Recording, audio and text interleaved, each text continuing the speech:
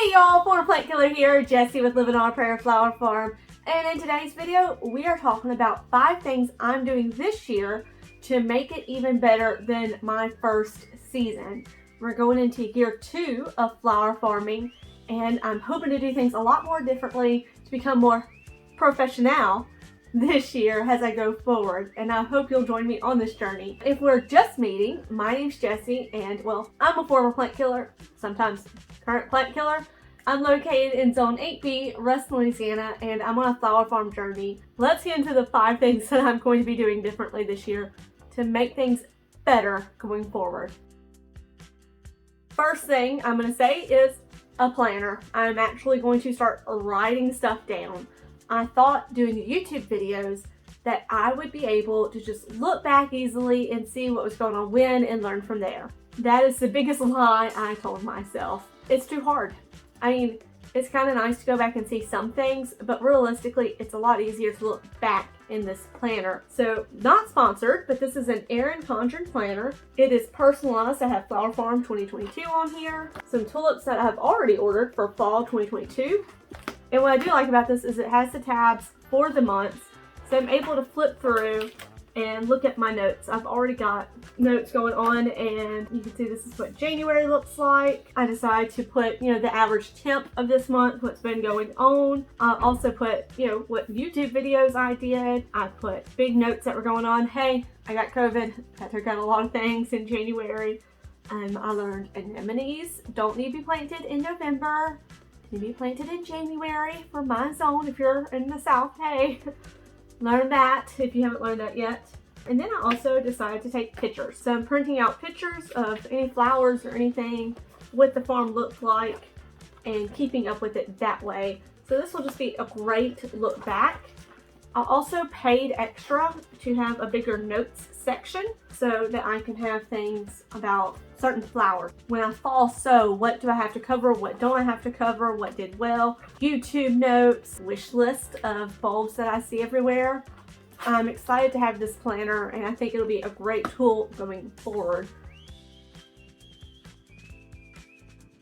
The next thing I'm going to be doing this year is planting way more sunflowers. So last year, I discovered at my farmer's market that my customers love sunflowers.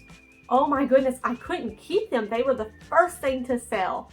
So this year I have doubled the space that I'm dedicating to sunflowers. And I'm also learning, taking forward with me from last year, how to succession plant. Last year, when succession planting them, I wasn't paying attention to dates of maturity, which was a big mistake. This year, I'm paying attention. So I will plant, ones that are early bloomers in the same row. And then that same day, I can do a different row if I want to of ones that bloom a little bit later. That way, I'm not having to plant constantly, and I can have them go into successions and then continue to plant succession from there. I hope that makes sense. Either way, more sunflowers and better succession planting is a goal this year. Number 3 is marketing, upping my marketing strategy. So as of this recording, my Facebook business page has a little over 700 followers. That is very low when I have such a huge community around me. I can get a lot more people.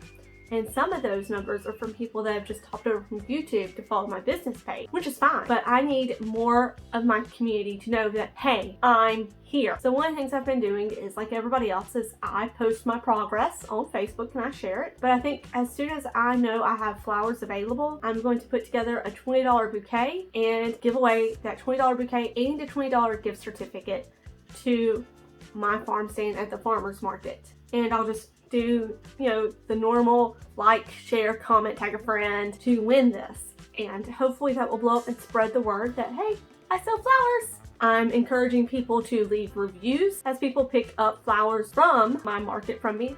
I'm going to ask them, please take time to go and review my flowers if you enjoy them. Things like that. I'm also going to consider paying to boost some posts on Facebook, utilizing that. It's pretty cheap overall for advertising on Facebook, and you can really target the audience around you. So I'm also going to look into doing that more so I can spread out my name. Hey, I sell flowers, buy flowers from me. Number 4 is figuring out how to make more money with this farm besides just selling flowers. Flowers sell great, but this year I do think I ordered a lot more than what my current community can handle. That's one of my biggest fears. So how can I bring in more money with all the flowers I have? My sister-in-law is a photographer, so I'm teaming up with her. She'll have some of her clients come out and take pictures here on the farm. I set up a special place for them in the back area with a bunch of daffodils. I threw out larkspur, so she'll be able to do spring daffodil pics, larkspur pics. I'm going to plant one row of autumn beauty and some other sunflowers along the edge row of where I put all my sunflowers. Let them bloom and let her take pictures of them out there in the field. So it'll just be a wall of sunflowers and hopefully it looks good. But we'll charge a fee to come out and use the farm for each person. So each session that she has will pay me a fee, which will help go back into the farm. I'm hoping to really tap into also the ballet, the dance recitals, and be able to provide bouquets for the dance moms. We'll see. I use Square software for my sales at the farmer's market. Last year, all I did was I put in 2 items. I did $20 bouquets and $10 bouquets. That doesn't tell me much when I look back at my numbers. The $10 bouquets is all I had actually at the end of the season because I didn't have enough flowers to make a lot of $20 bouquets and I was selling out every week. So this year, I am going to have tulip bouquets for $20. I'm going to have sunflower bouquets, daffodil bouquets, things like that. I'm going to label more, have more items in my Square software and take time to actually select those bouquets when selling. It will take a little extra time to check out a customer, but it's really going to help me know what sells and what doesn't. And once again, thanks to my planner, I've got a little notepad here where I'm going to put my markets and the amounts I make at the market. And I can also write down in my notes, hey, all white bouquets don't sell. Well, at least they don't for Serena. We'll see if they'll sell for me. Things like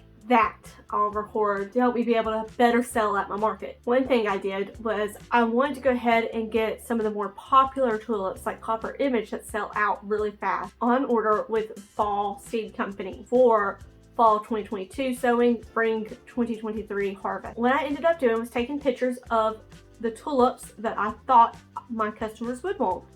I put them on my Facebook business page and said, hey, let me know what's your favorite tulips. Which ones would you like to buy? And the results were a little surprising. I did put some of the ones that were already ordered and being put up for this season as well. And luckily those got a lot of votes, thank God. But it was surprising to see what the customers actually wanted. So there you have it. I'm going to be more professional this year. Let me know, what are you doing differently this year? If you're interested in seeing how much I spent last year through my first year of flower farming, then be sure to check out the video beside me and I'll see you there.